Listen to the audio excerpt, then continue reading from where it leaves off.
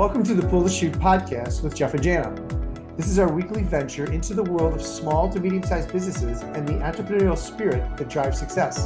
So our goal here is to help you grow and to be the best you can be, both in business and personally. To do that, we identify and we discuss topics that will hopefully help you as you work to build a successful business. We also interview business owners and executives. It's our hope that you may be able to gain insight on ways to help you be a better leader and provide a better culture for your people. Our mission here is to help you pull the chute once a week to work on your business instead of always working in your business. So we hope you find these discussions insightful, helpful, and useful. And thanks for your support. We hope you enjoy today's podcast. Well, welcome everyone to the Pull the Chute podcast with Jeff and Jana. We, as always, are so excited that you are here today. We're really excited about the guest that we have today, Jana. But before we jump into that, how are you doing? How's your son doing? For those of you who don't know, we record these on off days. We know we drop them on Wednesdays, but the hurricane just hit New Orleans and Jana's son was down there. So yeah, he was on the West End. He's in Lafayette, and he was cranky because, of course, everybody shuts down the entire state, you know. Sure. And so they're all hunkered down. He's like, yeah, it drizzled and rained a little bit. It was kind of frustrating. Here we're expecting to see a lot of trees blowing and a lot of moving. Good. It wasn't that. So yeah, good. That's so all right. good. But New Orleans got it. New Orleans got it pretty heavily. So good, cool. And our guest, Susan Inouye, is here. She's from LA and she got hit with an earthquake this morning. So what the heck is going on? Well, it's a natural disaster day. Yeah. Susan, welcome. Oh, thanks so much, Jeff and Janet. I'm really excited to be here. So we're excited to talk to you. Yes. Before we turned the mics on here, we were talking a little bit about your journey. So I'm excited to hear about that. Do me a favor, tell our listeners a little bit about yourself, how you got to where you're at today, so that we can kind of set the stage for our conversation. Sure. Well, I was born an island girl on the island of Kauai, and I always wanted to make a difference in people's lives. And so I was actually drawn into films because I saw how they actually transform lives. And eventually it led me to Los Angeles, where on scholarship, I attended the University of Southern California. Go Trojans. Go Trojans. Yeah, exactly. And I graduated with honors with a bachelor's in mathematics and a minor in music. I was really good with numbers. Those two work well together, by the way, right? Yes, they do. Good music. They do. Anyway, a few years later, I decided to pursue film. And there was a competition at the American Film Institute with the directing workshop for women, where they had a very few select women that they picked to give a $5,000 grant to do a 30-minute short film. And even though I was told that I didn't have a chance, and you tell me that I can't, and I'll prove you wrong, I entered, and lo and behold, I was one of the few women that got this grant. I did a film called Solo, which went to festivals, it won awards. Wow. It eventually ended me in the office of Kathleen Kennedy, who was then the assistant to Steven Spielberg. Oh, wow. And I thought my life would change forever, and it did, but not in the way I anticipated. And what happened was I couldn't get hired as a first-time director. And finally, this well-known TV producer, he pulled me aside and said, Susan, it's much easier to hire a first-time man director than a woman. Mm-hmm. And I was a little bit crushed, but I was angry. Yeah. And I remember the story of my dad. He told me that he had a dream to be a doctor, but they told him to forget it, because no one would go to him because he was Japanese. Oh, wow. And my father always knew that no meant that they didn't KNOW what he was capable of. And he found a way around, and he became an orthodontist. And so I knew I had to find a way around. And what happened was I started to reflect in, basically, I knew that if I was going to truly make a difference in other people's lives, I had to transform my own self. And so I studied very fiercely with teachers from the world of doing, like Tony Robbins, to the world of being, like Jack Kornfield and Pema Chodron. And it changed my life forever. And there was a business colleague of mine who saw the change. She said, I want you to coach me. I'm starting my own business in technology. And, back then, coaching wasn't really popular. Right. And I said, okay. And I coached her and I really focused on making her the best person and leader possible. And in her first year, she made her first million. And she looked at me and she said, this is your gift. And this is how you're going to make a difference in people's lives. That's fabulous. Yeah. So I always say coaching is my calling because I didn't seek to be a coach. It actually found me. And I've been very just privileged and honored to work with over 600 companies in 40 industries for the past almost 20 years, from Fortune 500 companies like Fluor, Houlihan Lokey, CBRE, to small businesses. And for the past really 13 years, I've been helping leaders to better connect with and engage their young people, in particular millennials, through a method I learned, if you can believe this, in the ghettos of South Central Los Angeles called Salbona Leadership. And talk to us about this. Yeah. So actually, and Salbona, just really quickly, it's helped my leaders to become better at who they are and help their people. And the results have been an increased profitability and productivity, some by 50% in only 6 months. Wow. So yeah. So so it's been kind of wild. You know, life can be, right? And so we just need to be open to what the challenges are and looking for those ways to get around certain things. And obviously you've done that. I think that's commendable to you. I love the story. It's yes. don't, Let's talk about tell me I can't, right? Yeah. You know, right. It's funny. I had 3 daughters, and when they were growing up, they used to use the word I can't, and I said, can't doesn't exist in this house. You find a way. It may not be to the level that you're thinking, but at least you found a way. So, Absolutely. Jenna, to your point, Salbona is a Zulu greeting meaning I see you, as in seeing the whole person. And it is about when we see and accept people for who they are, they then see and accept us for who we are, and a different conversation starts to unfold. Not one where we lecture to each other with our right, wrong judgments, but one where we can listen and learn from each other. And Salbona, Salbona Leadership was created by a man by the name of Tony LoRe, who had a very successful business. He was the CEO, and he sold the successful business, and he followed his calling, which was working with inner city millennial youth. And he started Youth Mentoring Connection. And when I met him, he had literally transformed and saved the lives of thousands of inner city millennial youth through mentoring programs with unprecedented results. And so I said, whoa, my friend was the one one of my executive clients took me into the ghettos and introduced me to him. And I watched one of his mentoring programs, and I said, oh my gosh, here's people of every generation, because there were mentors and mentees, of all genders, of all ethnic backgrounds, and the deep connection that they had with each other and the way they engaged each other that brought out the best in who they were. I ended that day by saying, you have to mentor me so I can take this into the corporate world. That's awesome. Yeah. And so that started my journey. And it really, the difference was it helped me to create results that were long-term and sustainable. And that was really key. And it was through such a simple portal called Salbona, which was simple, but it was deep. There's so much to it. And so it's in over 30 countries today. Wow. Amazing. Yeah. I'm going to ask a quick favor. Spell Salbona, because I want to make sure we're spelling it for our listeners. It's Sawubona. Salbona. And it just became the subject of my book, Leadership's Perfect Storm. And we were just really fortunate that in 2018, it became a #1 bestseller with Amazon. So, it was a really great. So Susan, give us a few of the kind of high points about this type of leadership, or I see you. Jeff and I talk a lot about communication and listening and understanding each other and coming from where you are. So tell us a little bit about this concept. Right. So this concept, just to let you know, was actually born in the millennial generation. Tony actually went into the community and asked what it would take to engage and work with them, and they told him.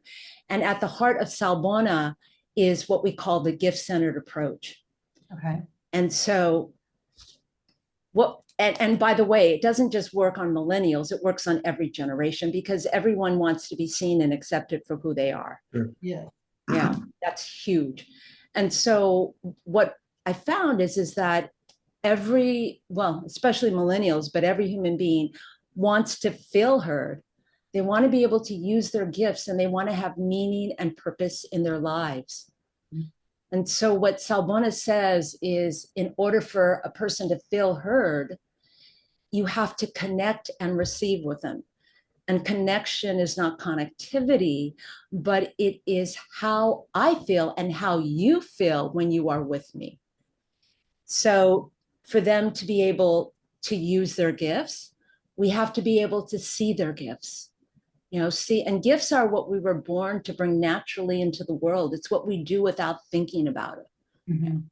And then the last thing is they want to have meaning and purpose in their lives. And so for leaders, it's really important for us to create a culture where they feel a part of something greater than they are, a place where they feel that they truly belong. Yeah. And so, there are what we call 5 leaderships that allow leaders to start to transition into that area. Yeah. Okay, keep going. 5 leadership. Oh, okay. Sure. Sure. Yeah. So we're like, okay. You started that sentence. I'm like, okay, what are they? Okay. So I'll say them and then I'll kind of go over them. The first one is from control to connect and receive. And the next one is from conformity to see and accept. The third one is from expectations to intentions. The fourth one is from authority to authenticity. I love that. Yeah. And the last one is from bottom line myopia to belonging. And so by following this, and I'll is it okay if I go over? Yes. Yeah. Okay. So from control to connect and receive, that we're coming out of an era, we have been in the last decade, of command and control. Yeah. Mm-hmm. That Yeah. it's about top down. Yep. And that just doesn't work with our younger generation. It just doesn't. And so connect and receive is, like I said, connection is how do I feel when I'm with you, but how do you feel when you're with me? Because I could feel really good when I'm with you, but you can have a different response, right? Mm-hmm. And receptivity is something that leaders don't understand. They're always giving. But if you can't receive ideas, if you can't receive words, thoughts, if you can't receive criticism, if you can't receive help, if you don't know what that feels like, it's really hard to be able to be quiet and patient, to be able to accept that. So I'll give you a story of one of my clients, Adam. So Adam's a CFO of an international company. And when I first started working with him, he didn't quite understand this control. He didn't want to give it up, right? Yeah. One day he called me and said, Susan, oh my gosh, now I understand what you mean. I said, okay. He said, I control my people by every time they come to me and ask me a question or ask me to solve a problem, I give them the answer. And in me giving them the answer, I'm giving them exactly what I would do. And what I'm finding is I'm not empowering them. So they keep coming back for more. Right. But he said, also, my younger generation, my millennials and Gen Zs, what's happening with them, they feel like they're being lectured to, and they hate it. They say to me, you don't listen. Yeah, you pretend to listen because you don't say anything, but I can tell you're not listening, and they're very upfront with them. And they said, and we can't contribute our ideas. And I said, bingo. Yep. So we worked on various things to start to let go of his control. I do practices, exercises, self-observations. And part of it was, in order for him to connect and receive, we had to quiet his mind. Because unless you quiet the mind, you can't drop into your body and connect within yourself, so then you can connect with others. And so, yes, we did practices of meditation and stuff where he started to let go of his thoughts and connecting with himself. And when he started to connect with his people, he said, Susan, oh my gosh, for the first time, he started to open up his intuition. He said, I'm getting this feeling when I'm around them that I've never gotten before, because I'm so busy just doing things. His people, he started to listen, hear their ideas. He started to be open and curious instead of judgmental. Mhm. And it really empowered his people to be able to give their ideas, to say what it is they felt. They felt safe around him now. And it just, the organization just went to a different level. And he said to me, who would have thought that my whole department would change because I changed? Yeah. So that's a little bit about connecting and receiving.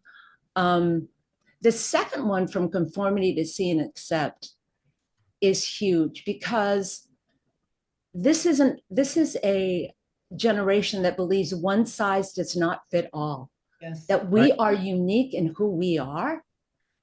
And guess what? We all have our own gifts and we shouldn't be treated all the same. Mhm. And so seeing and accept means that as leaders, we have to be in observation mode. We have to be observing, not just through in person, but emails, phone calls, everything, because everything that a person does is indicative of who they are. If someone writes an email and they put everything in detail, you could guarantee that one of their gifts is they're detail oriented. Yeah. Right. If someone just put bullet points, you can guarantee that their gift is drive and determination, because they always get to the bottom line. Yeah. So I'll share with you this one story, because this one was huge for me. And I'm covering the names because I don't want to. We understand. But Kathy was the director of tech support, and she had a millennial, Jack, who was a tech rep. And I was coaching somebody else in the company, another exec. She came to me one day and said, Susan, I'm so upset. I'm going to have to fire Jack at the end of the week. My boss is on me to do it because he's not meeting his monthly goals of new customers served. And she said, I've tried everything. And she was very typical of command and control. She tried the carrot and the stick, incentives and reprimands. And every time Jack would say, yeah, I'll do it, but he didn't. And she said, I just want him to meet the goals so that I don't have to fire him. But it's kind of like too late. And I said, okay, just a minute, just hold on. I said, so I asked her, so what are the gifts that are trying to come out even in this, what you consider to be bad behavior? Mm-hmm. And we had to talk about it a little, because she said, like, what are gifts? Like I said, gifts are what we're born to bring into the world. We do naturally. And she said, how can they come out in bad behavior? I said, they do. So I said to her, let's just talk about his gifts. Why did you hire him? And then she started to talk about, oh my gosh, Jack is so good with people. They call him by name. The customers call him by name. They want him. He doesn't talk down to them. He's very good at communicating. She said he's also generous. He helps all the team.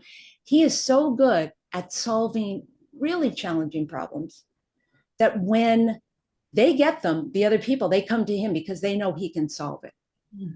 I said, no wonder you don't want to let him go. She goes, absolutely not. Right. I said, okay.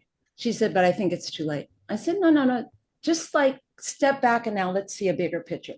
Because this is also what I have to have my leaders do. One of the things about being a leader is you have to have a bigger vision and see beyond what's just there. And so as she stepped back, she said, I don't know. I don't see much. I said, okay, well, let me ask you a question. What's Jack's retention rate of his existing customers compared to your other reps who are meeting their monthly goals, but maybe they're not retaining as much? Mm-hmm. So she said, whoa, I don't know. So she said, let me go and find out. Well, lo and behold, she came back and she said, Susan, Jack is more profitable than everybody else who's meeting their monthly goals of new customers, But with keeping all of his existing base, we're more profitable that way. I said, okay, so let's go back. Let's talk about what are the gifts that are coming out and how can we redirect those gifts to better support Jack and the organization. So those are two big questions. I mean, most leaders say, how can I get him to meet the monthly goals? But in Salbona, we say, what are the gifts that are trying to come out in this bad behavior? And how can you redirect it so it better serves them and the organization? It's almost like We putting all- the right seat on the bus, right? Exactly. I was just going to say that, Yeah. Jeff. Jeff and I call that the right seat. The butt has to be in the right seat. So he might be like a senior person that goes back in and talks to the clients, because I do sales too. Goes back and talks to the client for client retention. Right. Yeah. So he keeps the client. They get the Love client, keeps the client. Yeah. Yeah. That's it. So what happened was we brainstormed together. She came up with a really great idea. She said, Susan, what if I had Jack create a training manual that everybody else could read, because then they would know his secrets of what he does and how his mind works. I said, great. I said, also, he has a really good style of communication. What if you had him train the whole department? She said, oh my gosh, this is even better. So she first had to go to Jack and she acknowledged his gifts. And he was flattered that she even recognized. And he goes, oh yeah, I do have those gifts, right?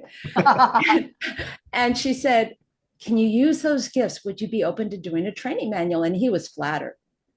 So there was a lot of things that were done in between, but the bottom line was the results was the company got a new training manual. The second thing that happened was he trained all of his department, and people started to get empowered, and they were starting to be able to solve their own issues, and productivity went up across the board. Now, the third thing that happened, which was really interesting, was because he had to break down what he did and put it in writing, he saw where he could be more effective and efficient. And he started to make his monthly quota of new customers served. Oh, funny. Right? Yeah. And they had 3 straight years of the highest retention rate of their clients. And Kathy got promoted from a director to general manager. Oh, that's great. Yeah, so that's like the power of Salbona. Now, it seems simple. There's a lot of depth to it. Oh yeah. But I kind of, yeah. So yeah. So anyway, let's go over the other 3 real quick though, because I do want to. Sure. Yeah. So the third one is from expectations to intention. The challenge with leaders is that we have expectations, and those expectations are ours of how we think things should be done. And there's a lot of pain when it's not met. Yep. Okay. So it's like, I expect that if I give you training, you'll be able to do your job. And when you make mistakes, then I have a lot of pain. And so the idea of expectations is, let's replace them with intentions, because intentions are things we can control. They're within us. So if my intention is to help you be the best that you can be by giving you training, then when you make mistakes, my intention is still to help you be the best you can be. And let's figure out why you made the mistakes and how you can overcome them. So it's so important for us to let go of our expectations. Okay? You're perfectly correct there. I mean, to me, it's like that is like the killer of things. I always hate when people say, well, I would have thought, right? Because they have an expectation. Well, I would have thought they would have done this or asked me about that. It's like, no, did you explain what you were looking for? Absolutely. Right? Right. We always say it's the mind reader syndrome. They can't read your mind. Well, So yeah. I had one of my clients who was having that problem, and he called me. He said, what do I do? And I said, well, let me ask you how you go about doing it. How did you, he had somebody who said, I want this, can you do this project? And he said, yeah, I can do it. And that was it. Right. So there was no like, do you understand what I'm asking for out of the project? Do you understand that I'd love to have it by Friday, maybe by 1 o'clock? Did you get his buy-in? Did you say, hey, can you do that by 1 o'clock Friday? Because those are all, indicators of giving them control, but you still setting the expectation of where you want it, right? The intention of what you're looking for. So it's right, fun. Right. So I say, let's set a goal, and my intention is to help you get to that goal. Yep. And there's not a lot of pain in that. The fourth one is from authority to authenticity, and this is really important. Mhm. You know, we are in a generation that doesn't, the reason that they look at authority differently, because the millennials were the first generation that did not have to go through authority to get information. Mhm. And it used to be that generations prior to millennials, what made them special is they had information that you didn't have. Right. But today, information is just out there.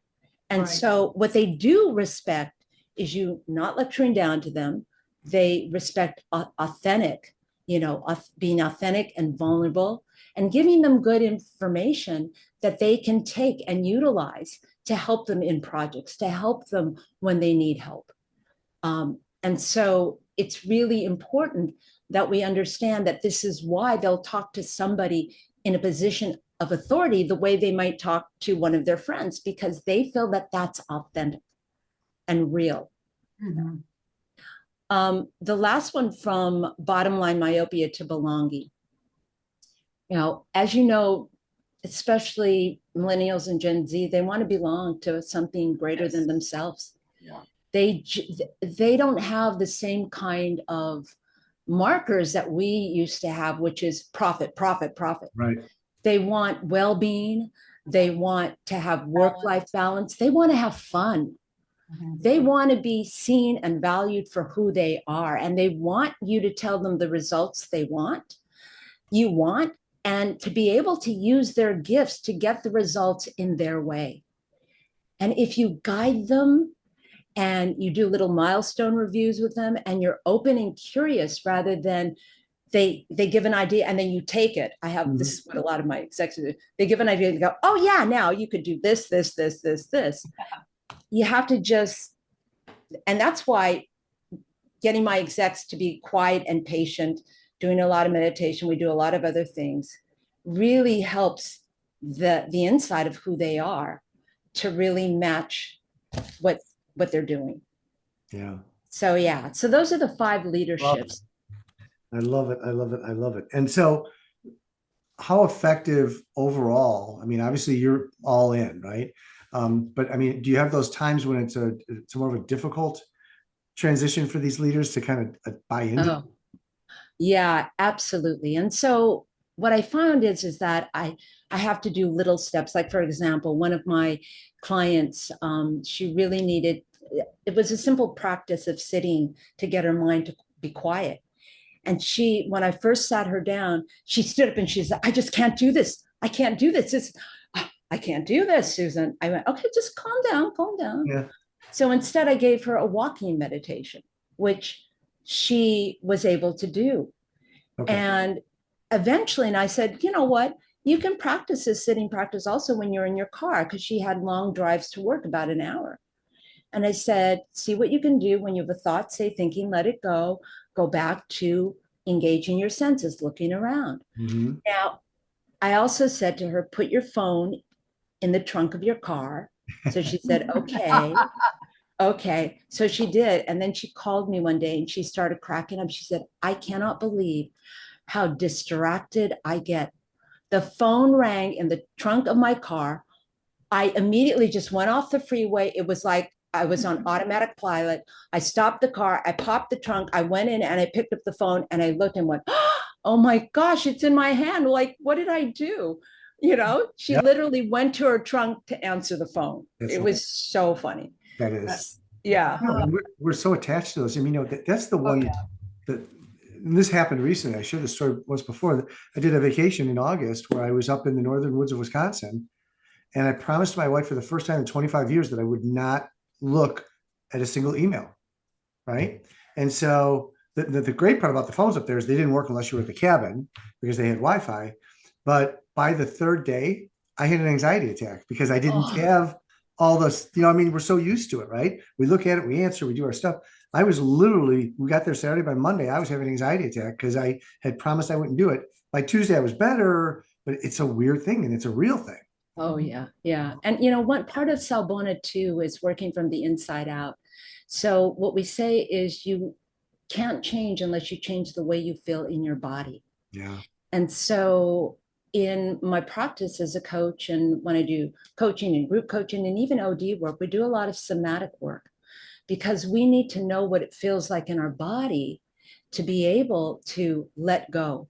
So I might have them do a practice of, I had one of my clients do a practice of letting go. She wanted to clean up her house. And I said, let's start with that practice since this is what you want to do. But every time you let go of something that means something to you, I want you to feel in your heart and your body what that feels like. And I said, it's not going to be easy, but the more that your body gets used to it, then the more your body will accept it. Mhm. Because there's a thing that we can have an insight that we know we need to let go of something. But unless we do practices on a consistent basis that let us embody what it feels like, we never then develop habits that lead to competencies where we let go without thinking about it. Yep. No. I call that muscle memory, right? You just got to. Yeah, All absolutely. muscle memory. Absolutely. I mean, We I talk had a about that a lot. client. What, Jenna? Say? I said we talk about that a lot in communication because it's so much muscle memory because there's so many muscles involved in producing sound in your body, which is, what I do. And it's just interesting how much muscle memory ties into a lot of our reactions and our comments and all of the stuff that's programmed in our brains, which is very much communication. And what leaders tend to do is they go right back to that muscle memory of this is how I'm going to fix it. This is how I'm going to fix it. And in reality, it's not. You have to dive deeper. Yeah. Absolutely. It's in every cell of our body. It's very deep. And the thing about it is, I had one client who was, she was a VP of a head of production for a planning company. So you can imagine her gift was planning, it was one of her core gifts, right? And there wasn't nothing she didn't plan. But when I met her, she was so stressed out and she had to learn how to be able to let go of things because her millennials were complaining, we never get to do anything because she is in control of everything, right? Right. She, in her conversations with me when I assessed her, had told me that she'd always wanted to learn trapezing. And she said, I've always wanted to do that. I said, really? Because part of me as a coach is to find out what you do or what you want to do, and then to create a practice from it. So I went to the Santa Monica Pier and I found the New York School of Trapeze. And I talked to the guy there and he said, oh my gosh, we have a lot of executives that are, doing exactly what you want your client to do. So I talked to her and I said, hey, Beth, I said, I found a school that right on Santa Monica Pier that you could learn trapezing.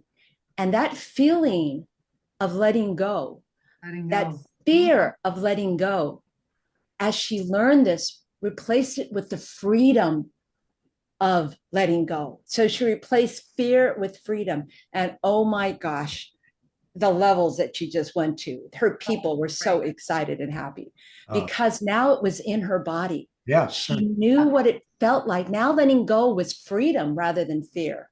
So it was really just so cool. And she's doing silks now.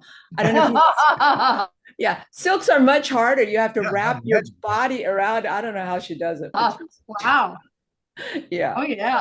That is so Fabulous. That is so That's great. fabulous. Well, Susan, I could keep talking. I'm in my head. I was almost going to let you keep going and make this a two-parter. I got to tell you, it's been so interesting for me, for Gianna as well. I'm sure. This is the whole thing. I've never quite heard about the Subhana, and just the insight and the depth at which it goes. I love it.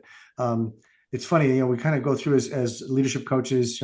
We both do that, Jen and I too, and we're probably doing a lot of the things that you're describing. I just didn't realize that it was packaged that way. So for me, it's an interesting way that they're going about it. It is. Well, and semantics are so important in everything we do. Like Jeff will describe something and, I'll be saying the same thing. You're saying the same thing, Susan, but all that same concept of listening, trusting, empowering your workers so that they feel heard and they feel valued. Yeah. This is especially the millennials and Gen Zers. That's kind of where I sit too, is teaching the Gen Xers and the baby boomers how to communicate to the millennials and the Gen Zers. And it's very much that way. They want to help solve. They want to feel included. So it's so interesting how we all say the same things these generations, Yeah, yeah. Why And is there such a big gap? I mean, there is Because technology, Jeff, I think a lot of it has to do with how quickly, and this is what I researched for my book. It's like from baby boomers to Gen Xers, there wasn't a huge amount of difference in business for those 20, 25 years. But from Gen Xers to Gen Zers and millennials in the middle there, the Gen Yers and millennials, whatever you want to call them, technology went crazy and rapid. We went from, a few emails to texting and emails and all of that, podcasts and all of these. Yeah, I just think it's overwhelming. It's overwhelming. Yeah, and I also think that what's happened is that a lot of my execs, when they complain about their young people, and they are parents, I usually ask them, so what have you told your kids? Go for your dreams, they said. Do what it is that you want. I said, so that's why they speak up when they're in an organization.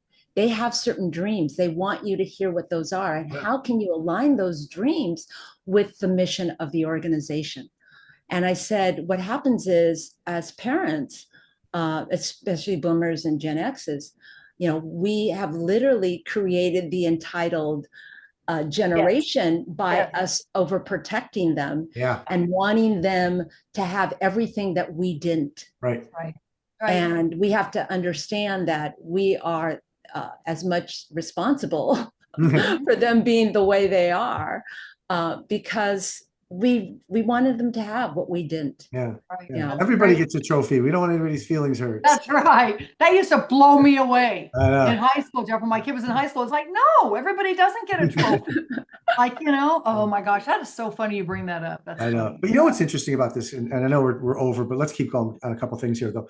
What I love, what you're teaching, what we're teaching, and I had this whole conversation with a gentleman the other day, and it was like, this whole thing of like, wow, I never thought about it to that level, is that we're teaching people how to be leaders at work, to be better leaders at work, whether we're women or men, but then that carries over to your home life. Yes. Right. And now you're a better parent, you're a better husband, you're a better wife, you're a better father, you're a better grandfather, whatever age you're at, right?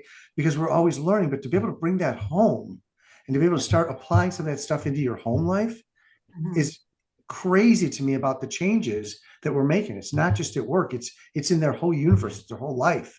And it's going to really affect other things that happen. I just love that aspect. Absolutely, because we used to be told to compartmentalize. Keep your problems at home, come to work. Yes. Salbona says, bring your problems to work, but don't use them as an excuse not to do your work. Because whether we tell people to bring their problems or keep them at home, if you tell people to keep their problems home, they're going to bring their problems anyway. And then they have conversations with their friends and people don't get things done. But when you literally have a community that supports them and they bring their problem to work and you do a check-in and they talk about it and people support them, it's like they can get it out. And now they can do their work without having to go behind your back and talk to all their friends about what's going on for them. Yeah. So I love the fact that with Salbono, we say, no, don't keep your problem, bring them to work. Just don't use them as an excuse to not do it. Yeah. And I think the biggest challenge with that, so one of my clients struggles with what you're talking about, like he wants to be there for his people, right? But he struggles with the insecurities of he wants it done a certain way. So he has a hard time letting go, right? Well, I've always done it this way, and I think it should be done that way. And I'm trying to say to him, is the result the same? Is the result the same? And if they can figure out a better way to do it, why are you not open to that? And this is, that's the struggles though, right? You started talking about that in the beginning, right? It's like letting go of the control. And that is probably, I find, to be the biggest and largest hurdle, because once they get over that, some of the other things really start to work them, because then they start. Oh, yeah. And they have to, Jeff, learn what that feels like in their body. And they can do it with like even simple practices of, okay, I know that you keep your phone next to you, but every time, just start to do a self-observation. Every time you pick it up, be aware that you're picking up. And then if you start to look, just put it back down. I mean, you start with these baby steps. Yep. I had to start with one of my execs with baby steps. He said, I can't have my mobile phone away from my desk. I said, okay, that's fine. Just put it by your desk. And I wanted you to notice every time you pick it up to look, because every time you pick it up to look, literally you're losing time because your brain has to go from your project you're doing to now you're looking at this distraction. Right. And he went, okay. So we took it as a baby step. He started, wow. He said, Susan, I didn't notice that I said, okay, now the next step is, as you look at it, because I know you've been texting, I want you just to put it down. And I want you to notice in your body what it feels like to put it down. Yeah. Because that's like the start of letting go. Where do you feel it? Like, oh yeah, my foot, it feels a little, funny here, it feels there. And I said, at first it's going to be uncomfortable, but you learn to drive a car. And at first it's uncomfortable when you get into the traffic and everything. Yeah. But until you practice it and you embody it, so today you can drive without thinking about it, it was uncomfortable. Yeah. And so just little by little, people, that's why I find that the body work that I do is so important. I literally take people on the beach and we do body work. I love it. I love it. It's funny because you and I have a very similar belief in that small little bite. I always tell people 2% change results in compound results. Because, if we can just start making small little changes, you're just gonna, all of a sudden you're gonna be like, oh, wow. And you're, it's not 2 + 2 = 4 anymore. It's 2 + 2 = 12 because it's just unraveling for you. Right. Yeah, absolutely. Well, Susan, thank you so much for being on the show today. I am going to break this into a 2-parter, but it was well worth it. I love it. So it's going to be 2 parts for our listeners. I hope you get to hear both parts. If people want to get a hold of you, how can they do that? Well, they can get, if they go to susaninouye.com, SusanInouye.com/pull the chute. They'll find I have 3 offers there too. Awesome. And they can get a download of a chapter of my book. They can get the book on Amazon, which everything is donated to Youth Mentoring Connection, the nonprofit. Love and that. they can book a discovery call. Awesome. So, yeah. Awesome. Love it. Well, this has been amazing conversation. I hope to our listeners, you enjoyed it as much as we did. I feel like we're probably going to need to touch base in a couple of months and bring you back and just kind of keep diving because there's so many good things that together we can solve. And I get so frustrated because why are not as many companies doing what we're describing? I mean, the stat is 82% of them know that they need it. Only 5% are doing it. I know. It's like, why? I mean, look at the results and just as leadership, look at the results, how you can change your company. But, I mean, the other interesting stat is that for every $1 you spend, you get $7 return on investment. Right? Exactly. That's powerful, So anyway, I'm sorry, I got off on a little tangent there. But again, Susan, thanks for being on the show. To all our listeners, thank you, Jeff and Jen. I appreciate it so much. Thank you. It's been great. Yeah. To all our listeners out there, thank you as always. Just keep those emails coming. I got another one today that he just loved one of the shows and was excited, had a couple questions. We love when we get those emails. So keep those coming. You can just do it info@pullthechute.net. And if you want to visit Jana, it's jana@janalandry.com if you want to email her. And, check us out. We're doing leadership group coaching right now, and we're looking for some peer groups. So if you're interested in that, please let us know about that as well. So until the next time, stay safe and be healthy.